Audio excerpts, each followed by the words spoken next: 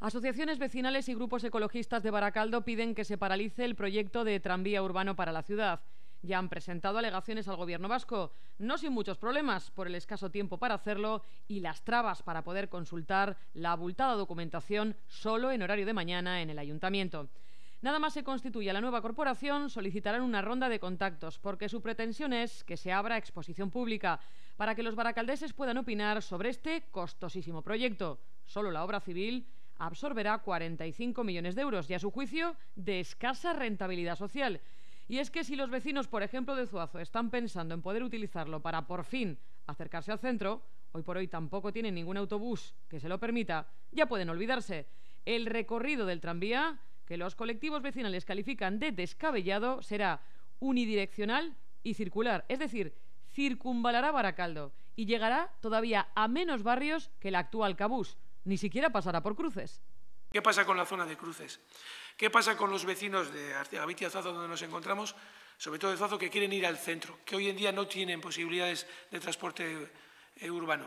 Porque ellos vendían el tranvía para conectar los barrios de Baracaldo. No, seguimos estando sin conexión alguna.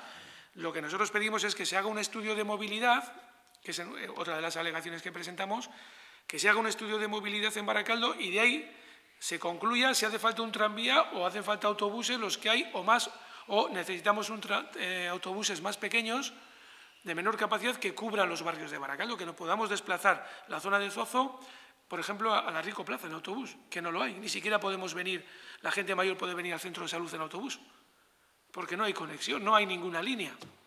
Pasando por menos barrios, calcula el estudio que el tranvía tendrá 4 millones de usuarios al año, cuando el Cabús apenas tiene medio millón. Los colectivos vecinales no le encuentran sentido a las estimaciones hechas de cara a 2020, pues se basan en proyectos que ni siquiera están aprobados en el Plan General de Ordenación Urbana de Baracaldo o que no han tenido el recorrido pretendido, como el PERI de Sefanitro o el Parque Empresarial de Burceña. Y nos llama la atención que desde ese estudio del 2004 al que está firmado en 2012, es decir, 7 o 8 años después, se incremente el volumen de los posibles usuarios en más de un 150%, sin justificación alguna, y además dice que eso se basa en el Plan General de Ordenación Urbana, en el que expresamente se habla de un número de viviendas relacionadas con Sefanitro, cuyo futuro a la vista está, es totalmente incierto, porque este estudio dice que el tranvía, que estos proyectos urbanísticos iban a estar en marcha en el 2020. Cosa que efectivamente es totalmente inviable. Plastificantes Luchana, se habla del Parque Empresarial de Burceña con toda la problemática que existe, se habla incluso, llega a hablar de este estudio último, de que hay una población de usuarios, de posibles usuarios, y habla del Hospital de Cruces, con una plantilla de aproximadamente 4.000 personas, más todos los usuarios, cuando el tranvía queda fuera, esta línea que proponen queda fuera del Hospital de Cruces. Vamos, que en su opinión se ha inflado el potencial demográfico de Baracaldo. Y luego están las afecciones que tendrá para la ciudad, por la destrucción de parte del arbolado, por ejemplo, en la avenida Euskadi, o por las calles que se van a ocupar o incluso expropiar. Voy a dar un dato que lo saben ya el vecindario de San Vicente.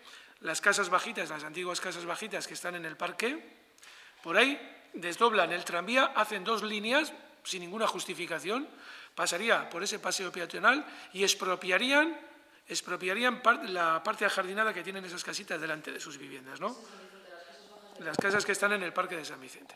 Y luego, por ejemplo, en la zona de Luchana, hay también otra zona que la cierran al tráfico para que pase el tranvía, que es la calle principal de Luchana. En Retuerto hacen lo mismo.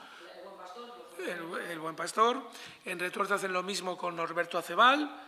Y los vecinos, vamos, tendrán que opinar al respecto si les parece adecuado o no, ¿no? Y como he comentado antes, pues la destrucción que hay de aparcamientos, de circulación, y no hay alternativas en este estudio. Y por último, la pregunta es, ¿y esto quién lo paga? Porque al Ayuntamiento de Baracaldo le correspondería desembolsar 14 millones de euros y ya se sabe que los consistorios últimamente no están para muchos dispendios.